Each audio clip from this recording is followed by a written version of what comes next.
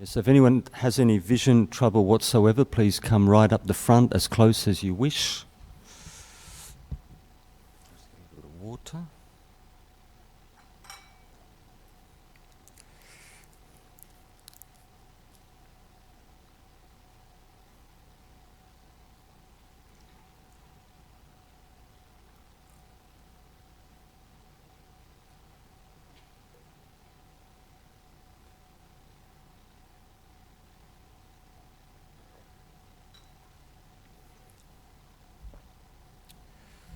So what I'll do with the format, I'll just go through reasonably slowly, and I'll stop maybe every 2 or 3 paragraphs. And if anyone has got a point that they want to make, or a view or an opinion, just please indicate. Just put your hand up. I've got my reading glasses on, but I should be able to spot you.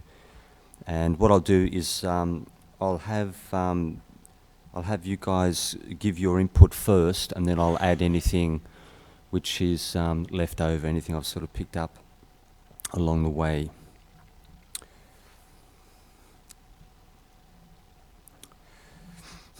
So, thus have I heard, once the Lord was staying at Rajagaha on the mountain called Vulture's Peak.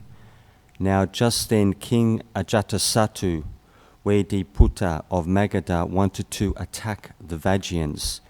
He said, I will strike the Vajjayans who are so powerful and strong. I will cut them off and destroy them.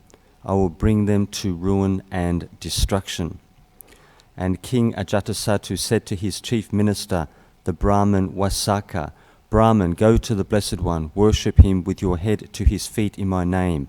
Ask if he is free from sickness or disease, if he is living at ease, vigorously and comfortably, and then say, Lord, King Ajatasattu, Vediputta of Magadha, wishes to attack the Vajjayans, and say, I will strike the Vajjayans, bring them to ruin and destruction, and whatever the Lord declares to you, report that faithfully back to me, for Tathagata's never lie.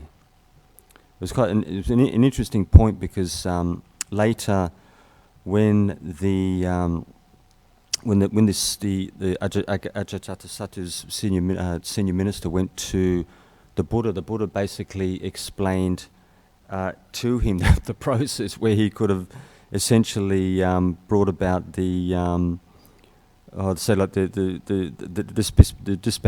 dismemberment of the Vajrayan, political and military process. Because previously he had difficulty overcoming the Vajrayan empire, and it was only when that particular minister went to see the Buddha, and the Buddha went over the key points. He gave him the information which led to the downfall of the Vajrayans. Very good, sir, said Vasaka, and having had the state carriages harnessed, he mounted one of them and drove in state from Rajagaha to Vulture's Peak, riding as far as the ground would allow. Then continuing on foot to where the Lord was, he exchanged courtesies with the Lord, and then sat down to one side and delivered the king's message.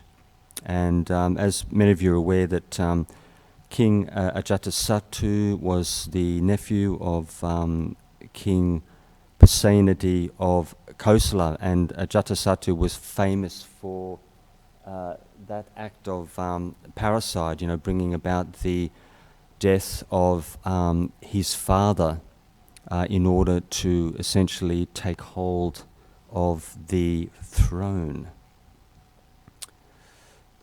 Now, the Venerable Ananda was standing behind the Lord fanning him, and the Lord said, Ananda, have you heard that the Vajjayans hold regular and frequent assemblies? I have heard, Lord, that they do.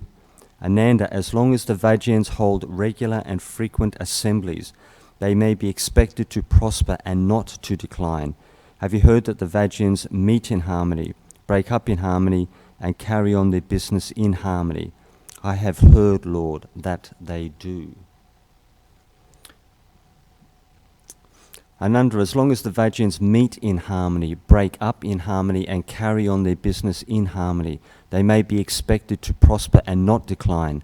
Have you heard that the Vajrayans do not authorize what has not been authorized already, and do not abolish what has been authorized, but proceed according to what has been authorized by their ancient tradition? I have, Lord. Have you heard that they honor, respect, revere, and salute the elders among them, and consider them worth listening to, and that they do not forcibly abduct other wives and daughters and compel them to live with them, that they honor, respect, revere, and salute the Vajrayan shrines at home and abroad, not withdrawing the proper support made and given before, that proper provision is made for the safety of Arahants, so that Arahants may come in future to live there, and that those already there may dwell in comfort.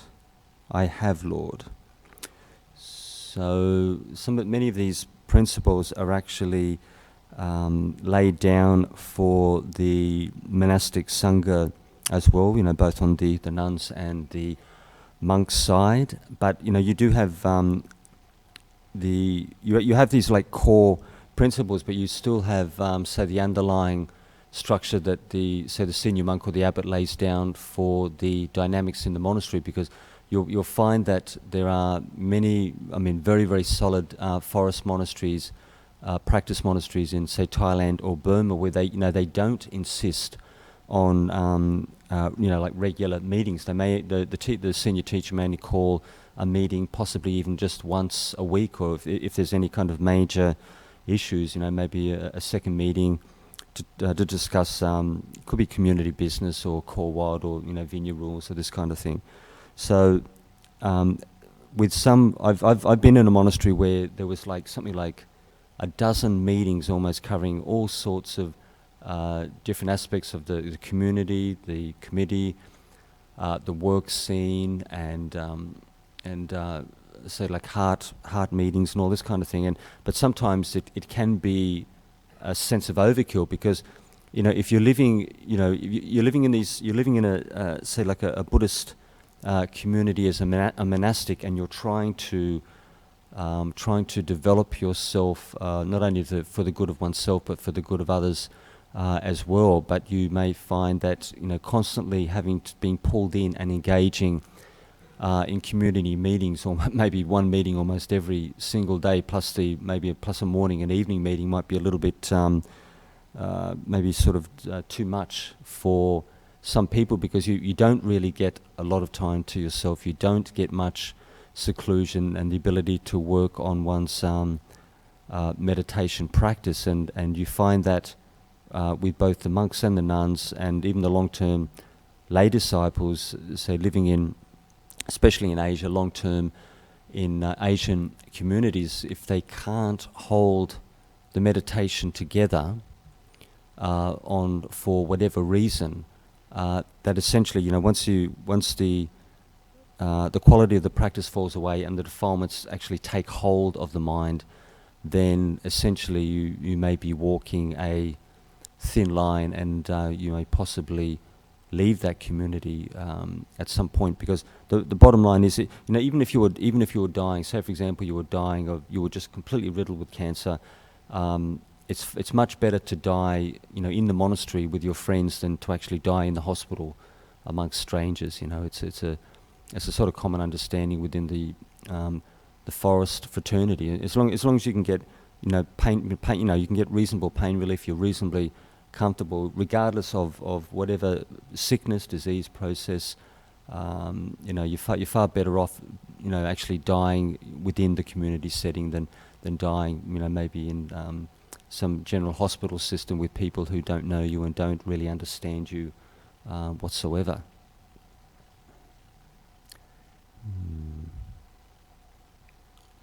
Ananda, so long as such proper provision is made, the Vajrayans may be expected to prosper and not decline.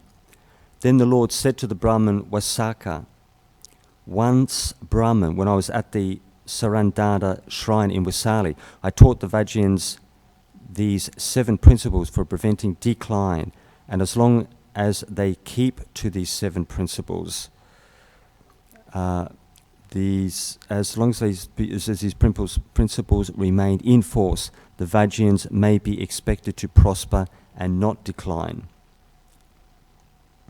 At this, Wasaka replied, Venerable Gautama, if the Vajjayans keep to even one of these principles, they may be expected to prosper and not decline, far less all 7.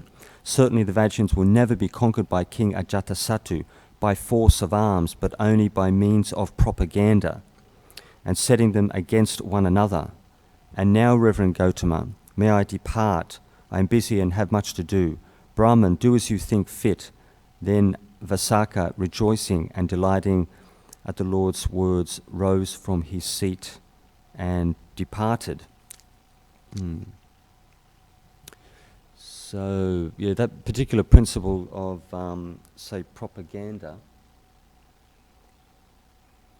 is something, you might commonly see in the world, say within the political arena and especially in politics and maybe within the military to a degree, and sometimes even in say like in business, big business, large companies where you may have one individual or a group of individuals who want to potentially seize power, authority, and control, and with those kind of dynamics that when you think that kind of perspective approach, wanting to secure power, especially and authority for oneself, that type of self-aggrandization where you feel your ego feels quite strong, you feel very important, you can make things happen, you can basically have people assassinated or sort of got rid of in a sense,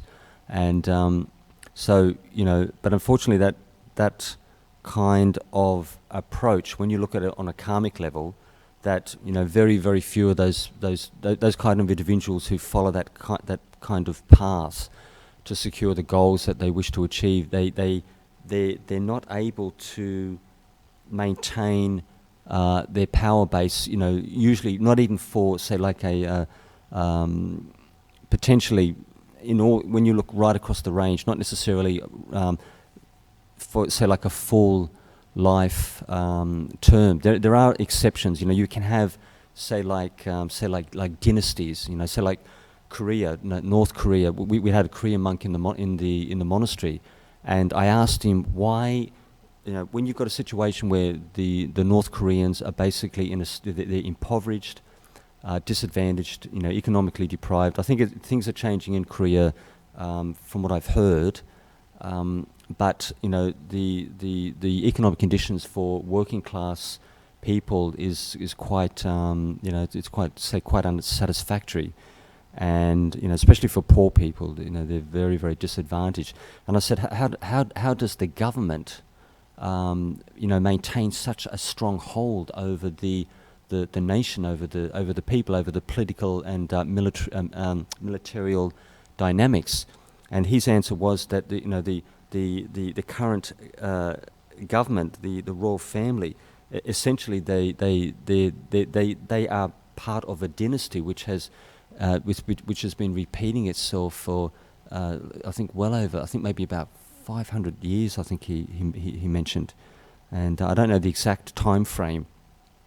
And so the family's been able to maintain such a very, very strong hold over the dynamics within the country, but you basically in order to maintain your power base, you've got to essentially you've got to be able to keep the political leaders, the military leaders and commanders and side and control the economics of the country, and then you may be able to enforce your authority and law, but that kind of approach makes you a lot of enemies. It disadvantages a lot of people, and eventually that kind of karmic approach will come full circle, and you will be deposed from power. Because when you look at this kind of this kind of psychological structure, this kind of approach with leaders who basically take charge of say like a country or a nation, that when you use an approach which is more sort of humanistic, which is more, say, socialistic in a sense, and you have principles of where you share wealth, the wealth of the nation, the material wealth, and you provide services. Like say like healthcare and looking after the poor. Things like protecting single mothers and orphans, and a social structure which actually supports and protects its citizens.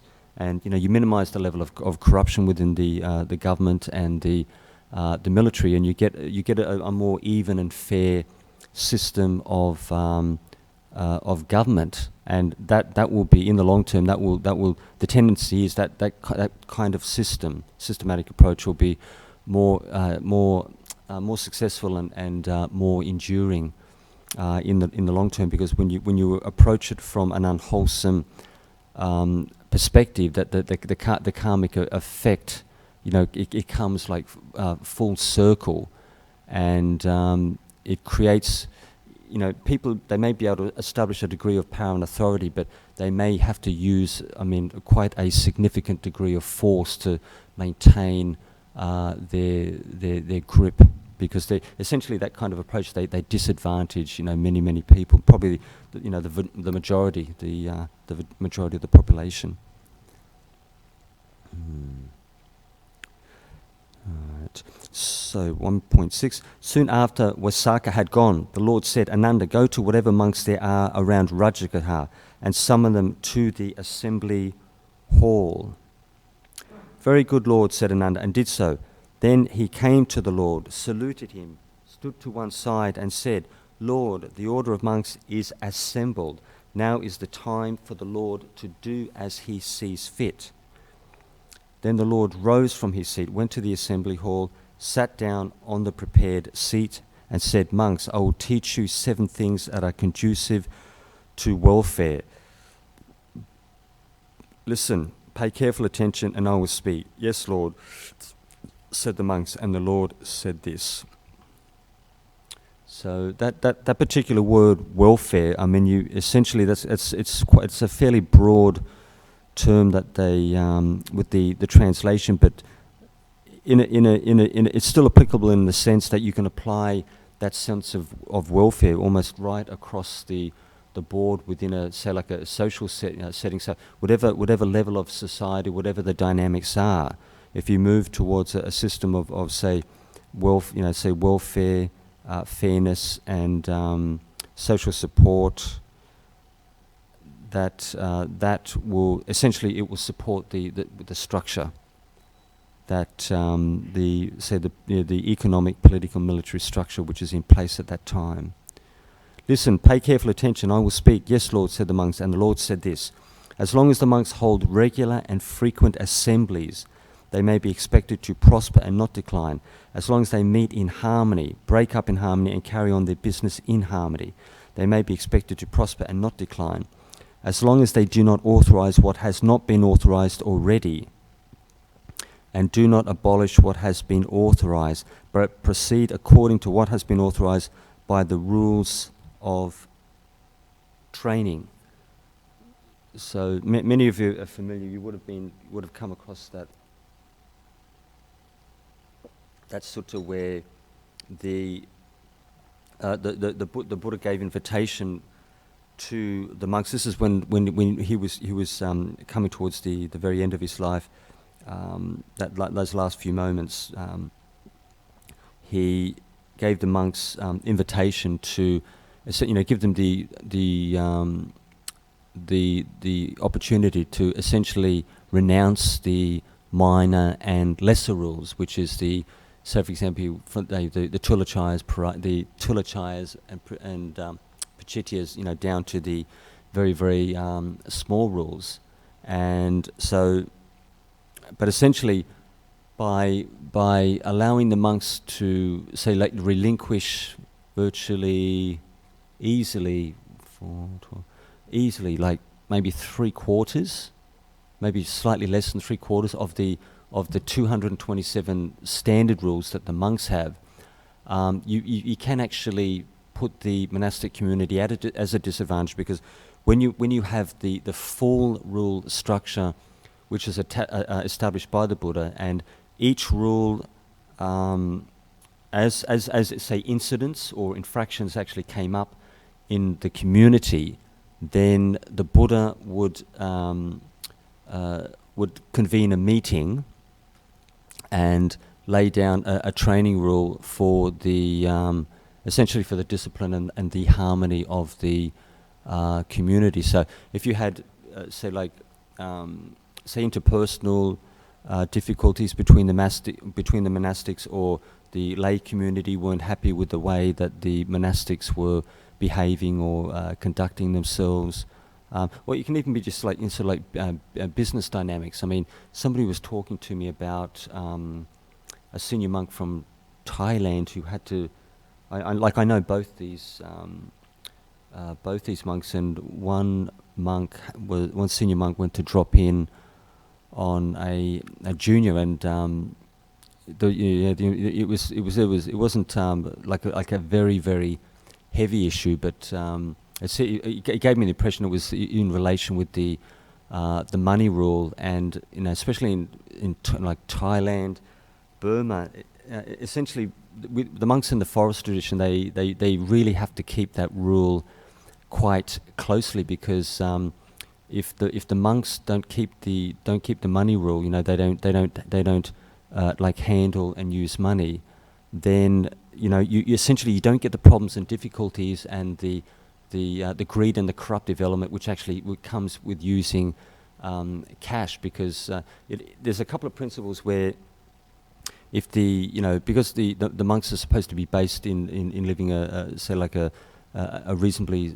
simple lifestyle, a minimum level of renunciation, and to be easy to support, that as soon as the monastics start using money, then you move back towards the status of a lay person, because you conduct yourself in a way which lay people just normally do on a day-to-day basis with their with the life that they especially with their working life, family life. You have to use money to survive and cover one's needs.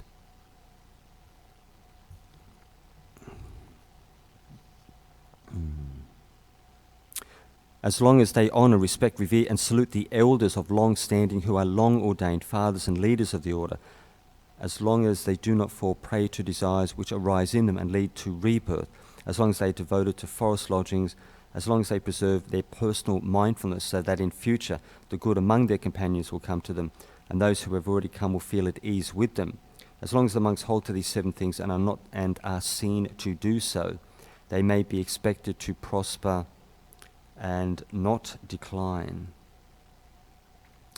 So this business of say respect, reverence, and the salutation of like older monastics, cuts the ice in the sense that if essentially it's senior monks who are really largely responsible for the running of the community and sort of maintaining the training standard and the standard of etiquette and discipline and whatnot.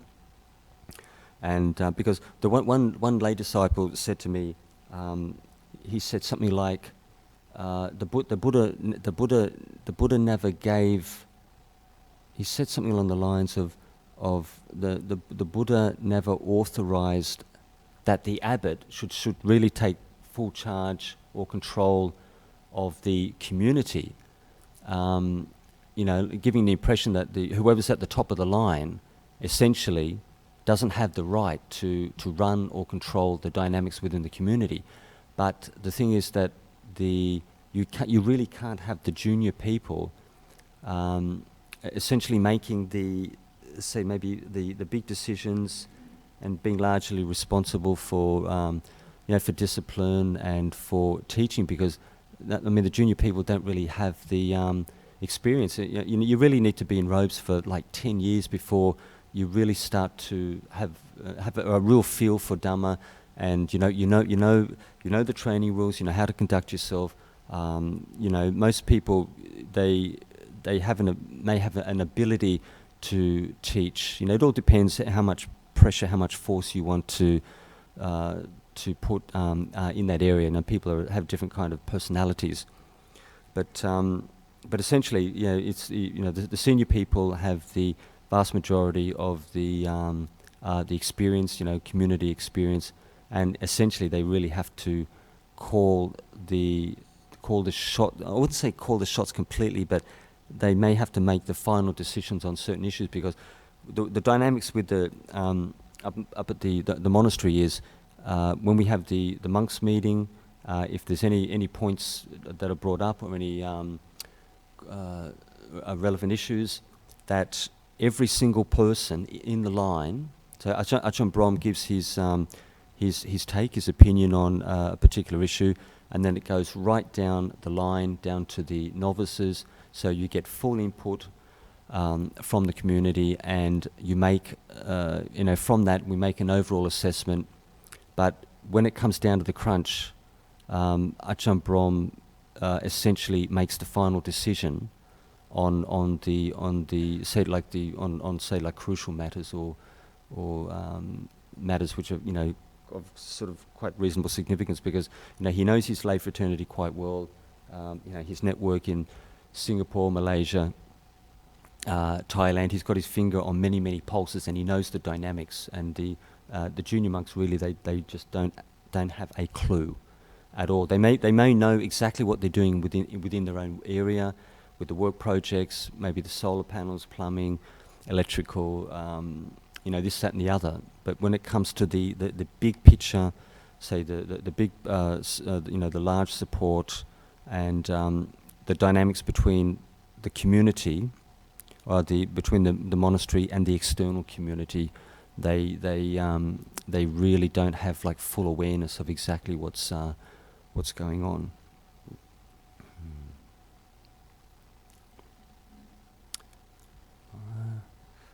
I will tell you another 7 things conducive to welfare, as long as monks and nuns do not rejoice, delight, and become absorbed in works, in chattering, in sleeping, in company, in evil desires, in mixing and associating with evil friends, as long as they do not rest content with partial achievements, as long as the monks hold to these 7 things and are seen to do so, they may be expected to prosper and not decline. Any opinions? So this business, as long as monks and nuns do not rejoice, delight, and become absorbed in works, but it can be a bit paradoxical, because if you don't have projects and buildings, you essentially and kutis, you don't have facilities for people to stay and practice. So you may have people who are very interested in ordaining and practicing in a particular setting. You may have a property, but essentially, you've got to have a minimum level of infrastructure established. Otherwise, there's just nowhere to stay. You haven't got your main buildings, kitchen, the meditation hall, and kutis. And with some monasteries, it may take them at least 5 to 10 years just to even reach that particular point where you've got say like a minimum requirement as far as accommodation and facilities. And but unfortunately, especially in the West, it's much you can simplify things. Say like in Asia, you can build things in, just like out of bamboo and straw, and this type of thing. Very very simple materials which are low cost. But in the West, because of the building standards, the council forces you to adhere to really really strict regulations, and that's when things get quite expensive. So, the huts that we're building at Hermit's Hill that Ajahn Brahmali is largely responsible for, in conjunction with one of the junior monks who was a, what do they call it, person who does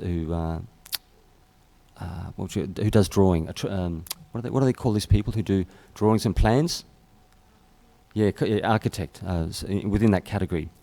And but the council they're so paranoid about basically mishaps, accidents, and a potential injury and death, that, they force you to clear, 30 meters around, say like a main building, maybe slightly less for a kuti, definitely less for a kuti, but then, you've got to have double brick, you've got to have double, like windows with fireproof shutters, and the roof structure has to be a certain way, and it's got to basically, the kuti has got to be able to withstand a full frontal bushfire. That's the level they want you to operate from.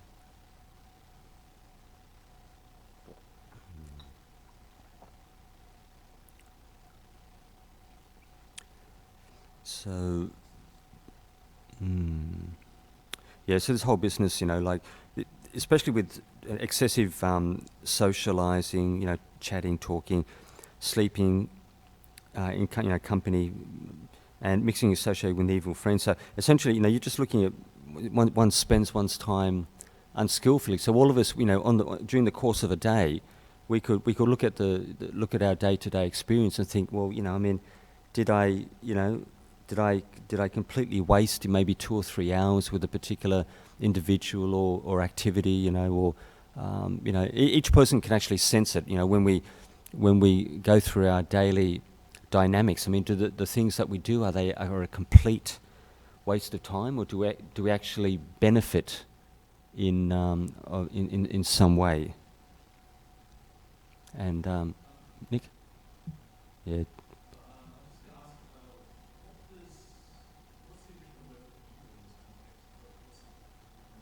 Word for it's essentially people with unwholesome tendencies. Like evil might be. It's in a way it's like a very like a general.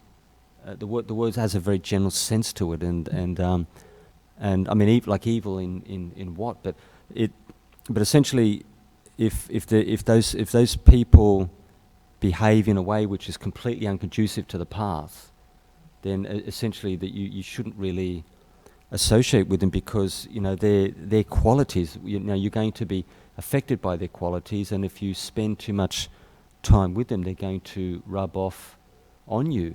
So when I was in lay life, for some I think it must be past karma, but I had a I think it was probably my father as well to a degree, but I had an aversion to associating with heavy drinkers and drug addicts, even from a very, even when I was in my teens, 15, 16, I just wouldn't hang out with these people, because I just had this perception that these people just, they I wouldn't call them like losers, but essentially they were just wasting their time. They ruin themselves both physically, psychologically, and financially.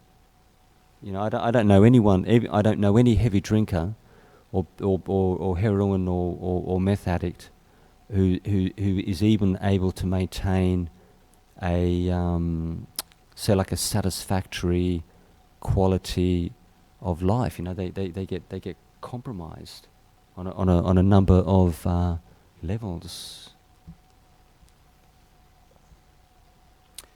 I will tell you another 7 things conducive to welfare, as long as monks continue with faith, with modesty, with fear of doing wrong, with learning, with aroused vigor, with established mindfulness, with wisdom. I will tell you another 7 things, as long as monks develop the enlightenment factor of mindfulness, of investigation of phenomena, of energy, of delight, of tranquility, of concentration, of equanimity.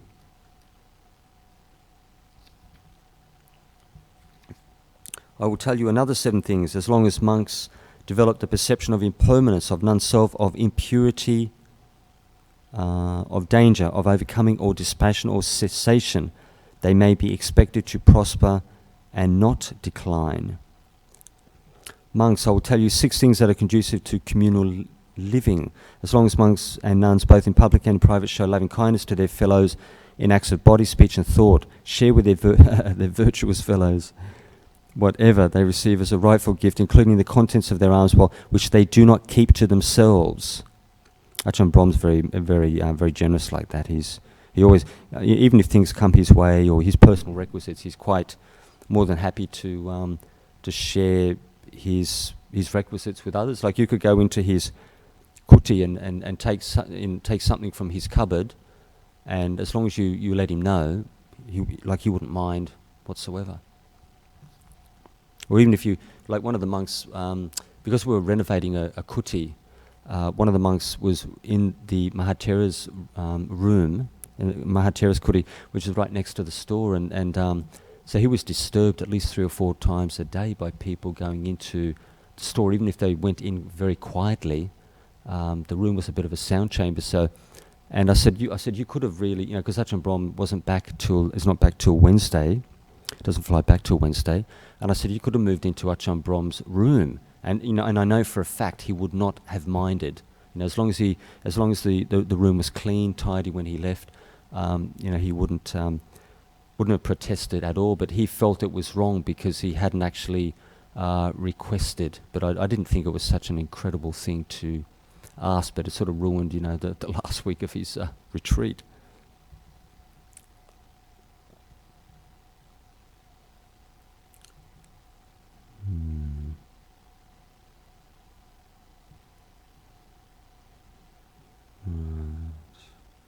Okay. Keep consistently unbroken and unaltered those rules of conduct that are spotless, leading to liberation, praised by the wise, unstained and conducive to concentration, and persist therein with their fellows, both in public and in private. Continue in that noble view that leads to liberation, to the utter destruction of suffering, remaining in such awareness with their fellows, both in public and in private. As long as monks and nuns hold to these 6 principles and are seen to do so, they may be expected to prosper and not decline. There's a lot of information there. Might be a little bit hard to give personal views and opinions, but even if there's something, even if just any thought which comes up in your mind, anything which is not maybe just of maybe an offshoot, it's still might still be worth discussing. And then the Lord, while staying at Vulture's Peak, actually that whole list section, that several paragraphs, essentially many of those principles they lie within the 37 enlightenment, the fraternity of the 37 enlightenment factors. So you're looking at the full course of training. And then the Lord, while staying at Vulture's Peak, gave a comprehensive discourse. This is morality, this is concentration, this is wisdom. Concentration, which is not the right word, when imbued with morality, brings great fruit and profit. Wisdom, when imbued with concentration, brings it should be really stillness. Stillness brings great fruit and profit. The mind imbued with wisdom becomes completely free from the corruptions, and that is from the corruptions of sensuality, of becoming, of false views and ignorance. And when the Lord had stayed at Rajagaha, as long as he wished, he said to the Venerable Ananda, "Come, Ananda, let us go to Ambalatika." "Very good, Lord," said Ananda, and the Lord went there with a large company of monks, which when they say a large company of monks, it usually means, say, like 500 plus, from previous sutta references. And the Lord stayed in the royal park at Ambalatika, and there he delivered a comprehensive discourse. This is morality, this is stillness, or we could say samadhi in this context, samadhi. This is morality, this is samadhi, this is wisdom. So you're looking at the threefold training, and the eightfold path is contained within. So morality, samadhi, wisdom is largely the whole of the path, and then the eightfold path of training is within those 3 major headings. Having stayed at Ambalatika as long as he wished, the Lord said to Ananda, "Let us go to Nalanda," and they did so. At Nalanda, the Lord stayed at Parawakika's mango grove.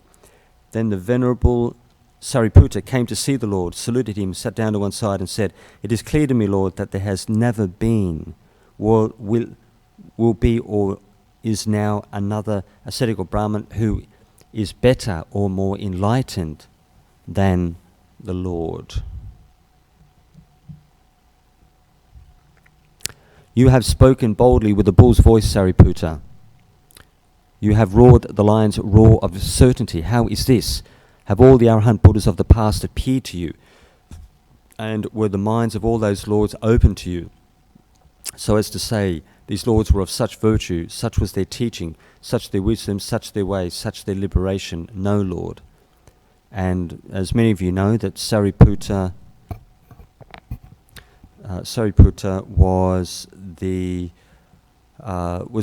foremost of the Buddha's two chief disciples. Sariputta was the foremost in wisdom, very highly developed wisdom faculty, only second to the Buddha, and Venerable Mahamoggallana was the most proficient with psychic power, had a very, very high degree of mastery with different applications of psychic attainment, only secondary to the Buddha. And the Buddha, when you're talking about parami or qualities, this is like a commentary. With parami, it's not a word you actually see in the suttas, but those qualities, when it's based within the it comes from the scholar, the commentarial scholar fraternity, where they study the suttas and they draw on certain qualities, and then they essentially integrate and then give you, say, like a list of these core qualities that are imbued in the minds of these very say like highly developed people, but both, but even say like a standard arahant that you might find possibly in Thailand or Burma, that these so-called paramita that you see in every one of these individuals, it's going to be at a certain level of proficiency, because you will have say like arahants who have incredible meditation and may have quite significant kindness and compassion for their fellow beings, but they may not necessarily have great ability as far as communication and teaching ability, or you may have people who really project themselves very, very effectively as Dharma teachers, but their style is very, very, it could be very forceful, it can be very earthy, and might be, quite intense. It may not be, it may not be the general population's cup of tea. It all depends on your mentality. Some people, they like these very, heavy duty teachers, because it rouses them. It really gets them up, gets them practicing. As Ajahn Brahm was saying, that especially in Thailand, because the Thais are quite relaxed. They're quite relaxed and easygoing. They like to have fun and they like to mix and socialize and this and that. And the monks have that cultural conditioning within them as well. If you're in a Thai monastery and you don't talk with the other monks, they might think that's sort of maybe a little bit on the antisocial side, even if you can't speak Thai that well. If you don't speak, you keep yourself isolated. They might find that maybe a little slightly disconcerting. But yeah, so these very, very heavy duties that you see, especially coming from the more hardcore Thai forest tradition, it's because the cultural tendencies towards relaxation and say like easy going, getting along, this type of thing, that they deliberately rouse people, they shake them up, they use like say forceful tactics and a bit more pressure to get people like practicing to the best of their ability. You know, getting out there and walking, 3, 4, 5 hours at a stretch, or putting in absolute minimum 8 to 10 hours a day. Like Longpo Tui in Nong Khai, he would definitely be in the top 10 monasteries in Thailand as far as meditation and training monasteries. And he's had monks, reasonable monks come to the monastery. They've requested to come stay, and they've come in the morning. And because he has such a very really, really pronounced mind reading ability, those people would be on, the afternoon bus, maybe back to where they came from, because he's only got to talk to someone for about 5 minutes, and he's basically got them down. He's got them worked out, and you can tell which people are sloppy, disciplined, which people are just going to hang out and just cruise and whatnot. And he doesn't want people like that. His young monks are like, essentially they are like soldiers. They're like sort of like commandos in a sense. They're very young, strong, fast, smart and disciplined young men. It's a very, very physical place. There's a lot of physical labour, drawing water, carrying water, small projects. They don't have, it's not powered. They don't have many machines. You do everything by hand, and you get incredibly fit. You only need to be there for 4 weeks, and you get yourself in shape in no time. Well then, Sariputta, you know me as the Arahant Buddha, and do you know the Lord is of such virtue, such is his teaching, such is his wisdom, such is his way, such is his liberation?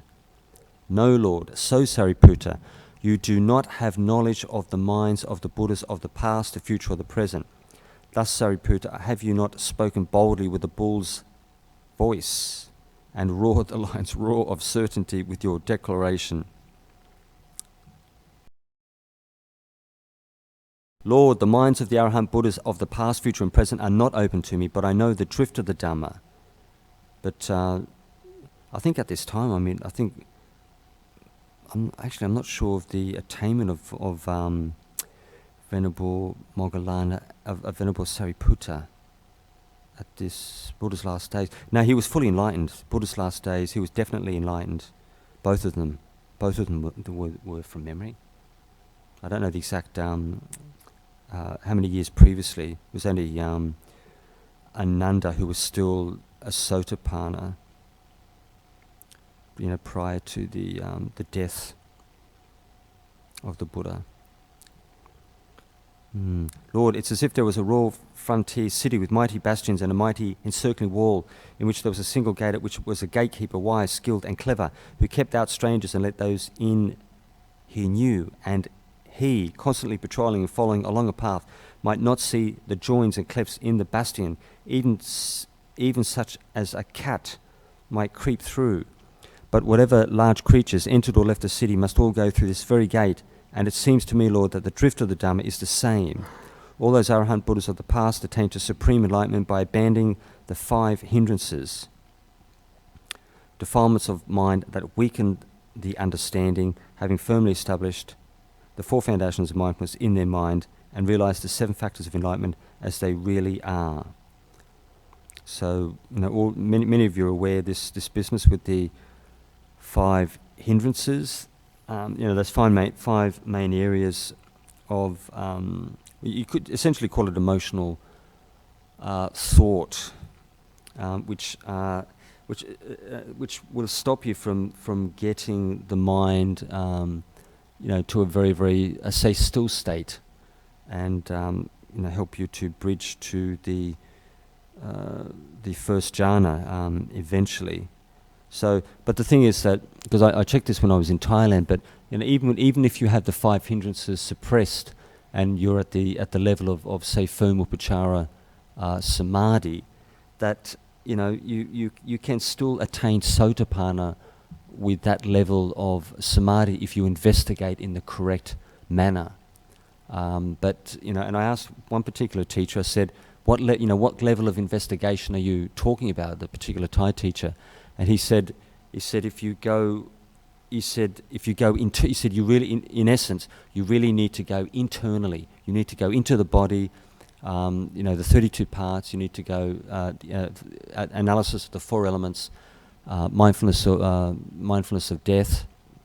You really need to do the hard cookie practices. But with that level of meditation, you can do that kind of practice for many hours a day, and you won't get much difficulty from it, because the aversion, the defilements which give you aversion and maybe anger and irritation and whatnot, they just don't exist at the level of Upachara Samadhi. It's quite a, the way they would describe it, it's a very, very still, quite pure state of mind, and those defilements just can't activate themselves, and and even if you use these very forceful meditations, you can do it with ease. You could easily, when you've got that level of energy and the sharpness of mind, you could probably investigate for hours in this kind of format each on a daily basis, and still be at ease. But in order to go right through to arahanthood, to power of the first jhana, and the Buddha said that in the suttas, and that was mentioned by a number of forest teachers. But it will take you a lot longer. If you want to move, if you're investigating in the correct manner, the fourth jhana will give you essentially the mind is at its maximum level of power for investigation. So the person who has the fourth jhana and is investigating in a correct manner essentially moves at full speed. When you talk about fourth jhanas, it's like top gear. You're in fourth gear, top gear, and you cannot move any. When it comes on the level of samadhi, you cannot, as a support, you just cannot move any faster than that, because each individual has like an optimum speed. They can develop at, because people have different faculties. They have different say qualities, abilities that they've generated in both in the current and past lives on the path, essentially on the Buddhist path. They could have even been previously Christians or even Hindu, because the Christians and Hindus are, and especially the Hindus, are closer to us as far as the teaching than the Christians, and the Christians would come second, and then the Muslims would be third as far as the similarities in say like teaching. What would you call it? Say beliefs and observances, religious practice, and kind of cultural attitudes. The Hindus would be close, followed by the Christians, and the Muslims coming, because the Muslims believe very, very firmly in a creator God. They're conditioned very, very young to take that on board.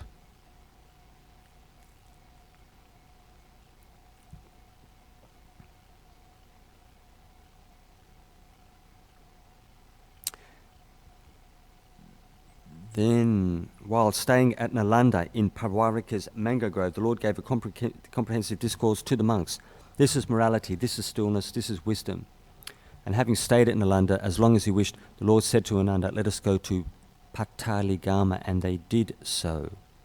So, as many of you would be aware, when there's talk about this business with the jhanas and stillness, what exactly are you stilling? And essentially, you are stilling your personality. Your personality structure is what is actually active in the surface level of the mind. It makes you.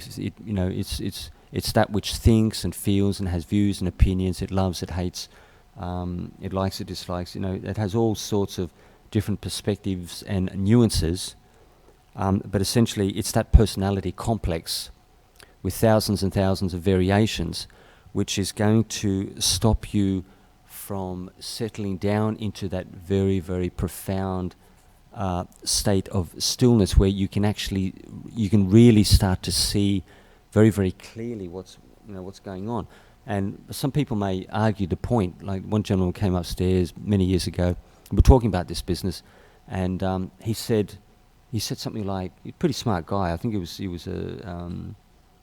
PhD. He was a university person. I think he was connected with the university department, but he wasn't a lecturer. But he said something along the lines of, he said I perceive on a moment-to-moment basis, but that it's not possible, because what he's doing, he's filtering his experience through his personality. So every person in this room has a slightly different take on the ambience and what's actually occurring within this within the confines of this space here. Your the kind of the mind states, the kind of feelings you have may vary from person to person. It's not just here; it's the whole course of your day. Your life, which is going to set the tone of your mind state. Where you are. Right at this moment. So until you get that, until you actually tranquilize the personality, you really can't see absolutely crystal clear. What's going on around you.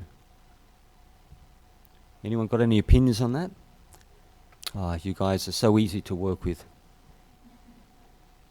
No, I agree. It's about, I was using the word ego when you were saying personality. Because it's difficult if you don't live your ego to really have an objective view of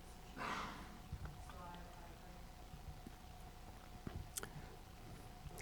agree. And Pattaligama, they heard, the Lord has arrived here, and the lay followers of Pattaligama came to the Lord, saluted him, sat down on one side and said, "May the Lord consent to stay at our rest house." And the Lord consented by silence. Understanding his consent, they rose from their seats, saluted the Lord, and passing him by the right, went to the rest house and strewed the floor, prepared seats, provided a water pot, and filled the oil lamp. Then they went to the Lord, saluted him, stood at one side and said, "All is ready at the rest house, Lord. Now is the time to do as the Lord wished." Now I'll just drop down a little bit. 1.23. Then the Lord addressed the lay followers of Pattaligama. "Householders, there are these 5 perils to one: of bad morality, of failure in morality." But what do you people think? Why does a person fail in morality? Why does a person fail in morality? Anyone got any opinions? They don't think it's important. A thought which comes to mind is they don't see the they don't see the dangers in specific courses of action. So all of us can move in certain directions in life, even on our day-to-day experience. We make through the power of intention. We make choices. We move in certain directions. We associate with certain people. We undertake certain activities, and the person who fails in morality is the kind of person who does not see the danger, the cause and effect principle of the conduct they keep. And it's like emotional intelligence. People who have emotional intelligence have enough. They have it's like one of the aspects is both internal and peripheral awareness.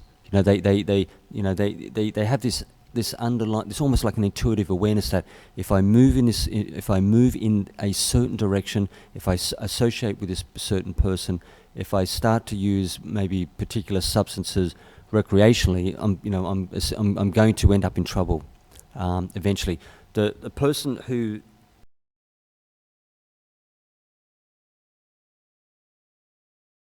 who's got a very, very small mindset, doesn't really think things through, doesn't think about all the possibilities which could occur, that person could potentially go wrong. So you don't have to be an Einstein, you don't have to be intellectually incredibly smart, but if you've got emotional intelligence, you can still live a very good quality lifestyle and still be quite successful in your endeavors. What are they? In the first place, they suffer great loss of property through neglecting their affairs. In the second place, they get a bad reputation for immorality and misconduct. In the third place, whatever assembly they approach, whether of Khatris, Brahmins, or householders or ascetics, he does so diffidently and shyly. I'm not sure about diffidently.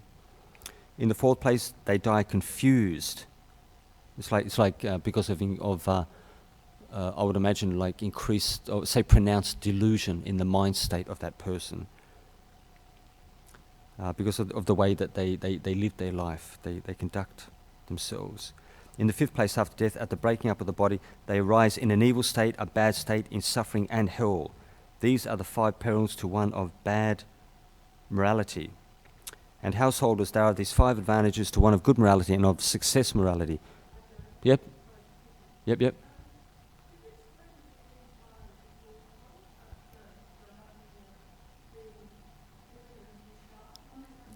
That word dissident, diffidently and shyly. Oh, I mean, I haven't got my dictionary on me, so. But it's like the person. The feel of it is that, especially this like shyly, the person they're unsure. They lack confidence. They may feel like self-conscious. You just imagine a person who has a bad reputation.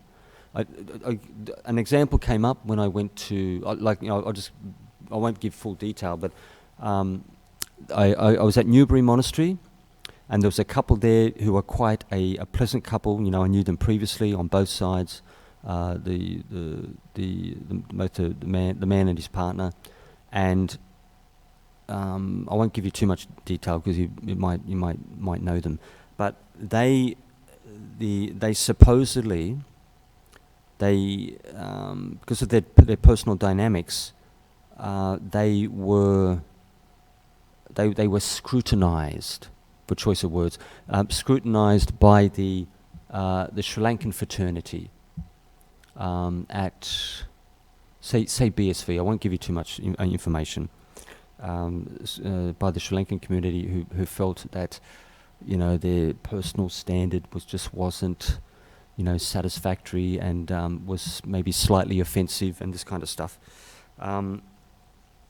But so you could see with the lady that she was watching these people very, very closely, and you could feel the sense that there was like a sense of like sort of say maybe a little bit of worry, concern, and almost like a slight like maybe slight threat or threat or danger in I wouldn't say danger, maybe too strong a word, feeling slightly threatened because you're being judged. You just imagine you walk into a room with your girlfriend, boyfriend, and then because of circumstances, people, you could have a dozen people, they're looking at you, they're gossiping.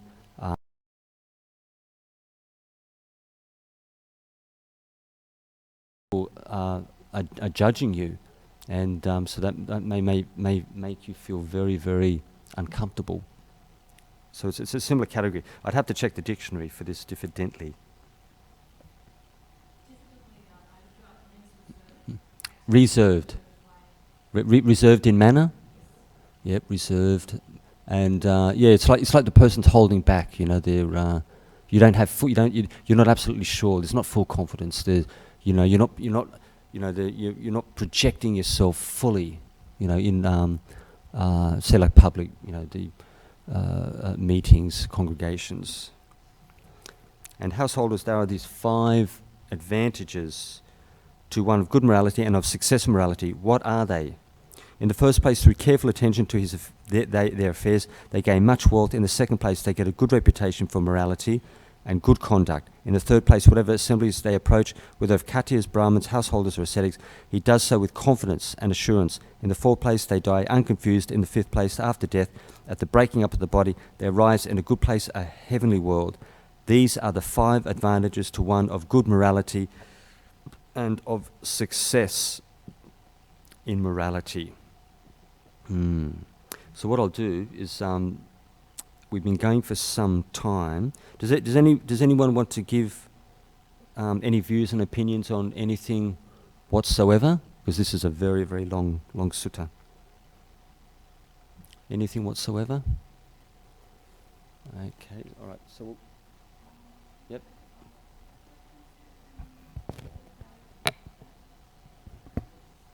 I'll just wait till you get the mic so I can hear you. Ajahn, what happens when people die confused? They die confused. So if delusion is quite strong in the mind, it all depends, because the whole it's that the last mind state when it comes down to tin tacks, when the consciousness, when those four mental elements which make up mind, the mind. So, as you would know, feeling, perception, mental formations, and consciousness, like the thought moments rising up and down. And when a thought moment rises up, that's when a person takes rebirth. Right at that point, you're looking at like minute mind moments.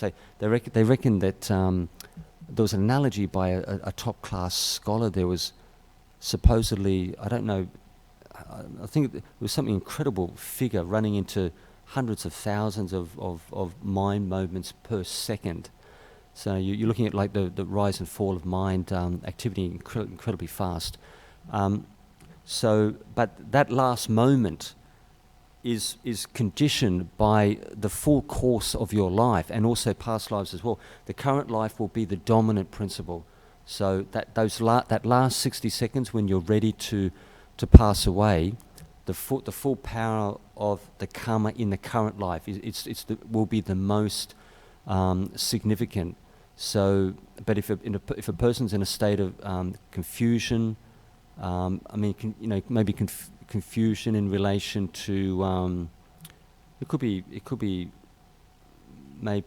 even things like fear of death, or the way they've lived their life. They have doubts, they have worries, concerns, and the mind's not clear. The mind's could be overwhelmed by all sorts of different views, perceptions. The person could be like thinking excessively. There could be excessive worry. The mind's not calm. It's not peaceful. There's no clarity.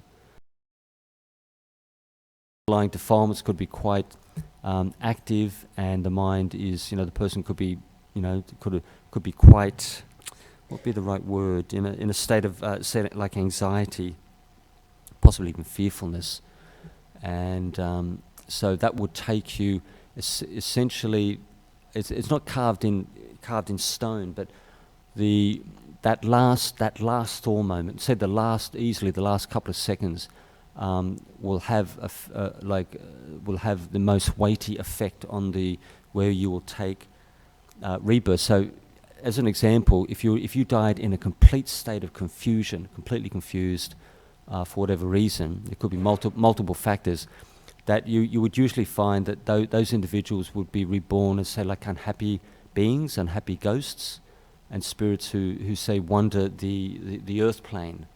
And they live in, they could live in forests, and they won't have a high astral elevation. They won't be like devas and live, say, like in the air. They could live in say, like even like forest places, forest abandoned places, even like like cemeteries, and wherever they were fixated. Like say for example, a person had an incredible attachment to their that maybe they had a mansion when they died. They're a wealthy person, had a beautiful mansion.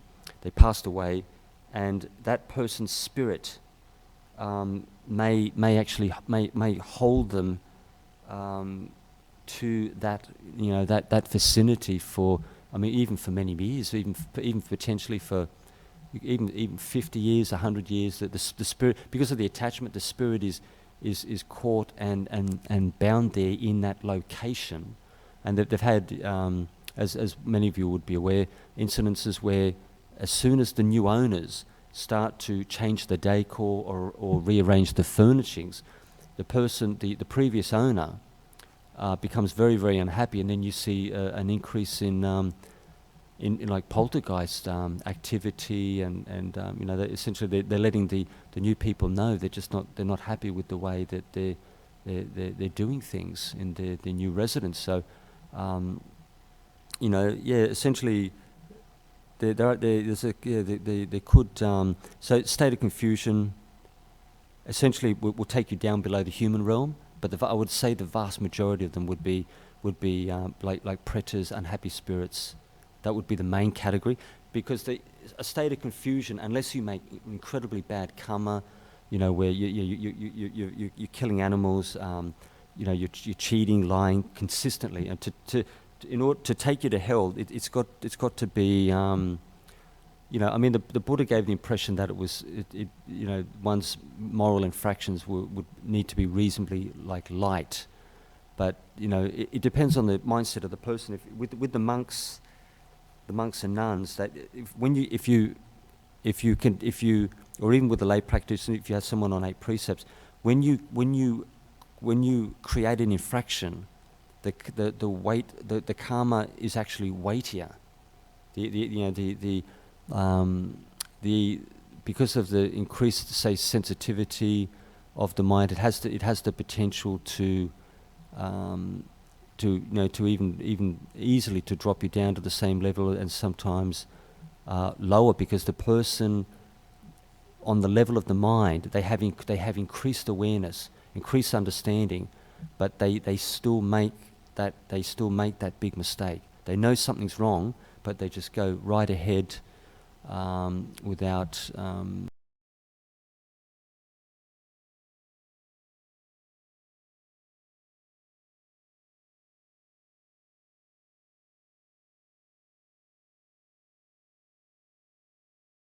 accurate. It's something I'd have to research, but I've heard that previously, But because people's karma is so complicated, you really need incredible psychic ability to know exactly where a person will go.